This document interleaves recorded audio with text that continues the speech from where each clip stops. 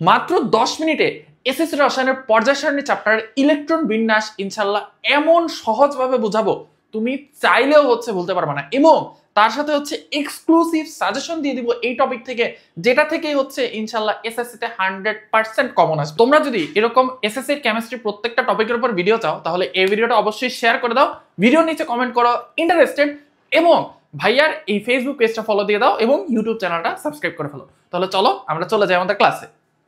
প্রথমেই আমি তোমাদেরকে দেখাবো যেটা অনেক ফেমাস জায়গায় শেখানো হয়, শোনো শোনো পিয়া শোনো, ডিপিএস করো না, ডিপিএস করো না, এফডিপিএস করো, এফডিপিএস করো, তাই না? এই রুলসটার সমস্যাটা কি আমি বলি। সমস্যাটা শোনো শোনো 1s 2s, তারপরে পিয়া শোনো। এবার পিয়া শোনো যে তুমি বলতেছো, পিয়া শোনো বলা হলে এখানে কি 1p বসবে নাকি 2p বসবে? কনফিউজড। এখানে 2pর পরে এখানে কি 2s বসবে না 3s বসবে? কনফিউজড। সো আমরা এই রুলসে যাবই না, আমরা কি করব, সাদমান ভাইয়ার রুলসে শিখবো। তাহলে চলো দেখি ভাইয়া কিভাবে শিখতাম। আমি ওই পেয়ার রুলসটাকে একটু মডিফাই করছি। সেটা কি দেখো, 1s এটা মুখস্থ, 1s 1 এর সাথে শুধু s বসে, দেন 2s 2p, 2s এর পরে 2p, দেন 3 এর পরে কি হবে, তাহলে 3s 3p। ওকে, এটুকু পর্যন্ত আমরা মনে রাখতে পারবো যে 1s এটা নির্দিষ্ট, দেন বাকিগুলো সব sp sp।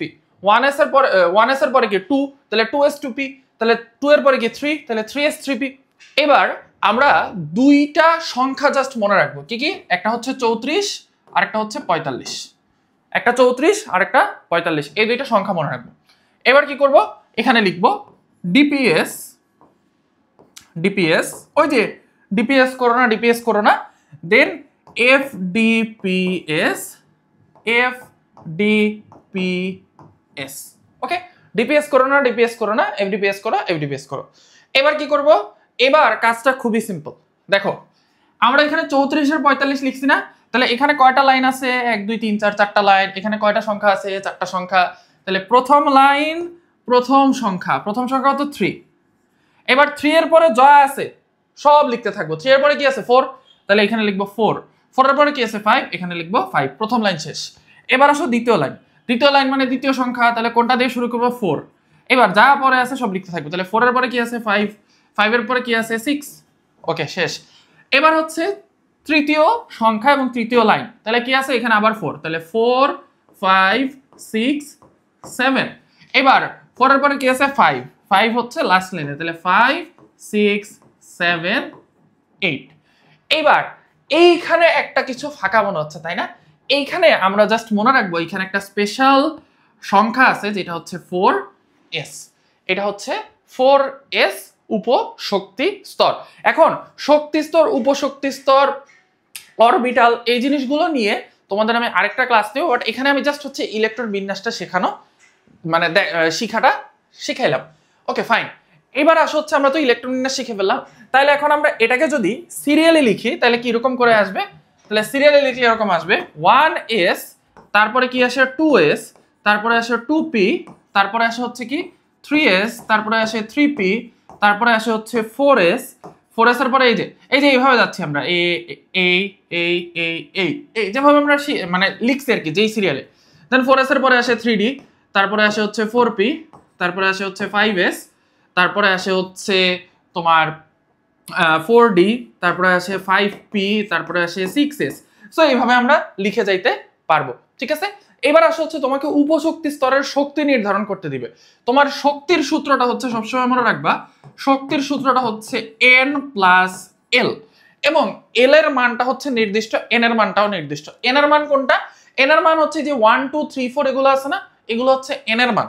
আর l এর মানটা কি? l এর মান দেখো s p d f, আমরা লিখছি না এখানে s, তারপরে p, তারপরে আসছে d, তারপরে লাস্টে আসছে f, তাই না? সংখ্যাগুলো তো এইভাবেই আসছে।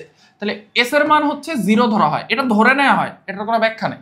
p এর মান 1, d এর মান 2, f এর মান 3, আর n এর মান তো এখানে এগুলো দেয়াই আছে। এখন ধরো তোমাকে বললো আচ্ছা ভাই এরা বলো তো 10s এটার শক্তি কত, তাহলে 10s এর মধ্যে n এর মান 10 আর s এর মান কত, l এই s এর মানগুলো আর কি। তাহলে s এর মান কত, s এর মান 0, তাহলে এখানে 0, তাহলে এখানে শক্তি 10। তাহলে শক্তি বের করা আমরা শিখলাম। এবার তোমার পরীক্ষায় আসবে যে 4s আর 3d এর মধ্যে কোনটার শক্তি বেশি। তাহলে আমরা দেখি 4s, এটার n এর মান হচ্ছে 4, s এর মান হচ্ছে 0, তাহলে এটার শক্তি হচ্ছে 4।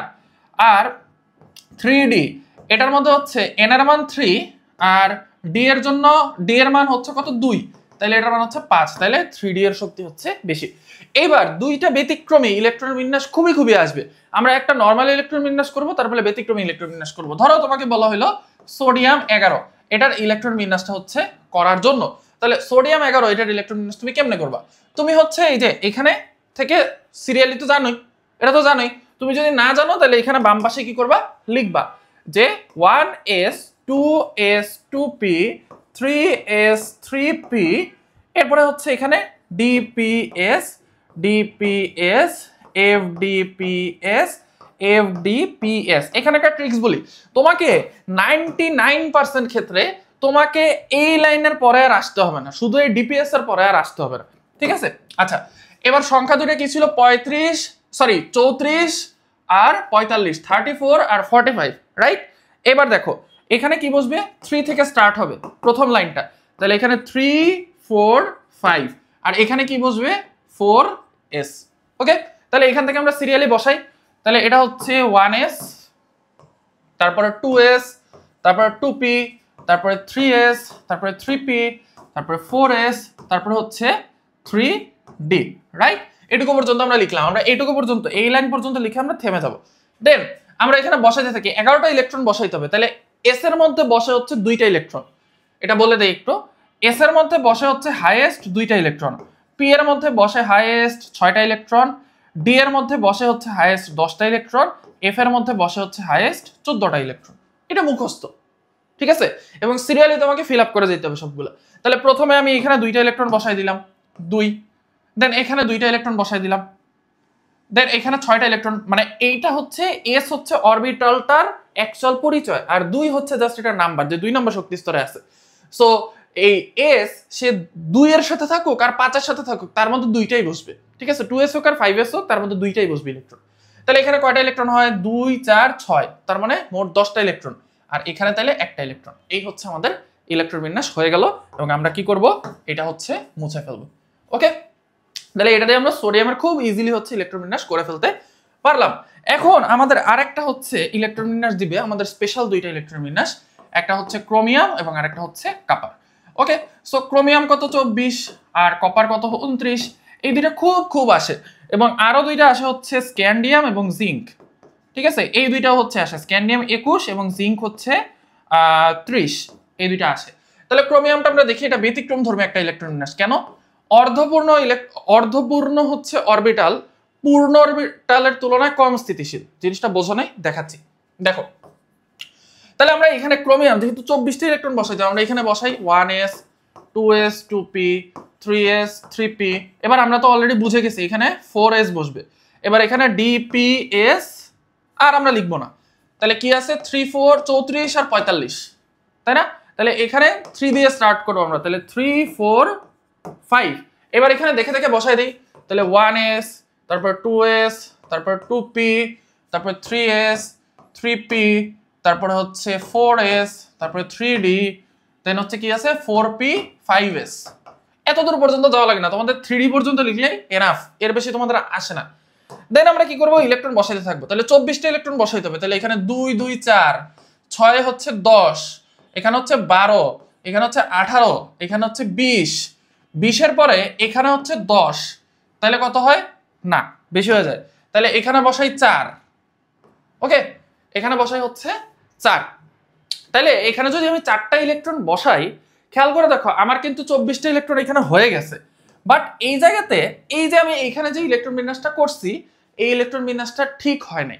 কেন ঠিক হয় নাই? কারণ যদি কখনো এরকম সুযোগ থাকে যে অর্ধপূর্ণ ইলেকট্রন বিন্যাস করা যাবে, তার মানে এই যে 3d এর টোটাল ইলেকট্রন ধরতে পারে কয়টা, 3d টোটাল ইলেকট্রন ধরতে পারে 10টা, যে কোনো ডি অরবিটাল টোটাল ইলেকট্রন ধরতে পারে 10টা, কিন্তু এখানে আমি তারা ধরে রাখছি কয়টা, 4টা। এখন যদি আমি এখানে এই 4s থেকে একটা ইলেকট্রন এখানে নিয়ে যেতে পারি, তাহলে 3dটা কি হয়ে যাবে, অর্ধপূর্ণ হয়ে যাবে, মানে অর্ধেক পূর্ণ হয়ে যাবে। সো এই 4s থেকে একটা ইলেকট্রন জাম্প করে হচ্ছে আমার এইখানে চলে আসবে। এই যে 4s থেকে একটা ইলেকট্রন লাফ দিয়ে হচ্ছে এইখানে চলে এসে এটারে 5 বানাই দিবে, ঠিক আছে 3d 5। সো এটা হচ্ছে আমার ক্রোমিয়ামের ইলেকট্রন বিন্যাস। এবং যেহেতু এখানে অর্ধপূর্ণ অরবিটাল বানানোর জন্য আমার নরমাল নিয়মের ব্যতিক্রম হয়েছে, সেই জন্য এটাকে বলা হয় ব্যতিক্রমী ইলেকট্রন বিন্যাস। তাহলে আমরা কপারটাও একটু দেখি। কপারটার ক্ষেত্রে আমরা কি করব, আবার 1s 2s 2p 3s 3p 4s 3d। ওকে, এই যে এখানে আমরা শিখছি। এবার আমরা কি করব, সেম মোট 29টা ইলেকট্রন বসাইতে হবে। তাহলে 2 2 এ 4 6 এ 10 12 18 18 তে 20 20 আর হচ্ছে এখানে 9 29, তাই না?